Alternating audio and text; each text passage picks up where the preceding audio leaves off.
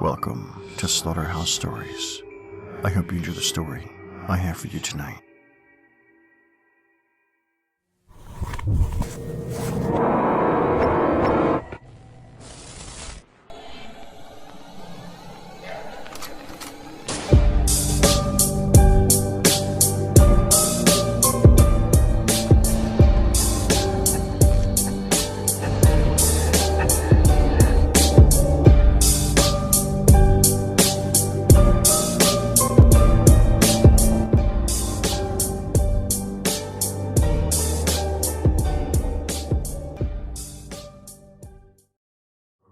A Crying Boy.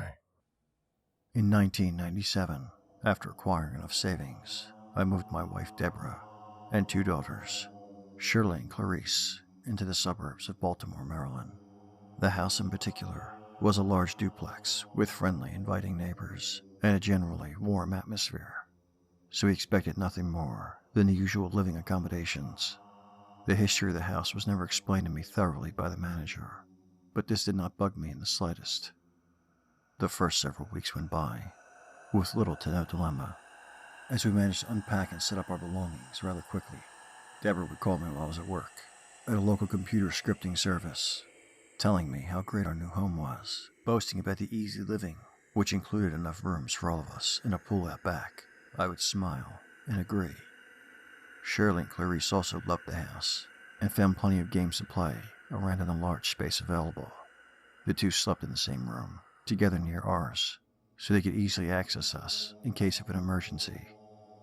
By the fifth week of living here, the two came storming into our bedroom doorway very late into the night, both claiming to hear a little boy crying near their bedroom window.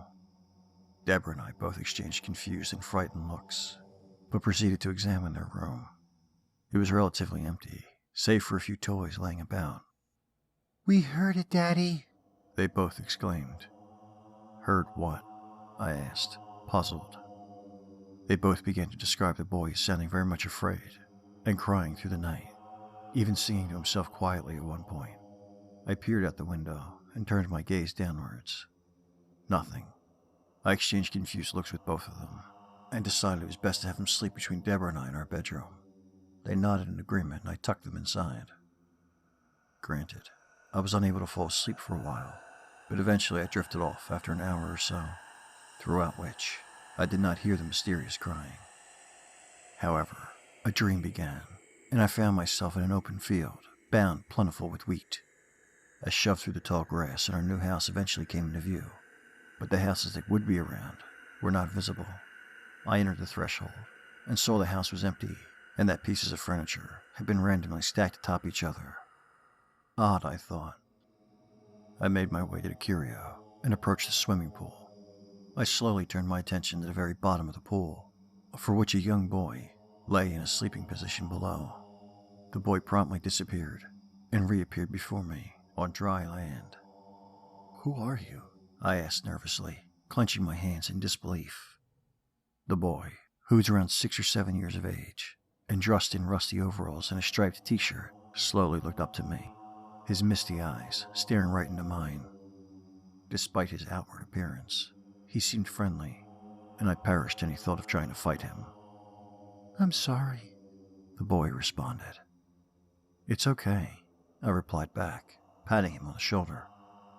We talked for a little while, and he seemed content during the conversation, almost pleased that I was with him. At this point, he grabbed my hand and began to mutter gibberish under his breath. I stood motionless and urged him to quit, but he seemed to have entered a somewhat possessed state, and the strange words became louder. "Where is she?" he suddenly asked, his face now wrinkled up in anger. He repeated this several times. Each time his grip became stronger. "I don't know," I snapped back, attempting to break free of his iron grip, to no avail.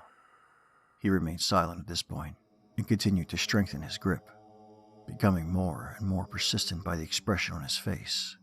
After an intense struggle, I pulled my arm free and pushed him away, making a beeline for the front door and making no stops to look behind. I finally exited the door and ran out into the fields. The house was now lit aflame, and I could see the boy screaming in agony from one of the upward windows. I felt guilty and ashamed, but I could not do anything to help the boy. I awoke into the dark of night, breathing heavily and sweating intensely. Deborah took notice and calmed me, using the sheets to wipe me down. "What happened, dear? Did you have a nightmare?" she asked, worried. "Yes," I replied. "Just go back to sleep," she said. We managed to fall back asleep shortly afterwards, and I could not recall any more dreams. The next morning, I asked the manager to evaluate more of the building's history. He gave me this look of despair and finally delivered. He told me that the building once burst into flames, some 20 years prior, due to an accident of unknown cause. According to his claim, one of the past owner's sons died in the cataclysm and was unable to be rescued by firefighters. The house was rebuilt, he continued, but some say it has remained the same. That's it for tonight's story. But before we end things, your favorite scary story narrator, me, I hope, would like you to check out the Slaughterhouse Stories podcast. Available at all your favorite podcast sites, so download and subscribe. And as always, thank you for listening. If you enjoyed tonight's story, please like, share, and subscribe. And until next time, stay spooky.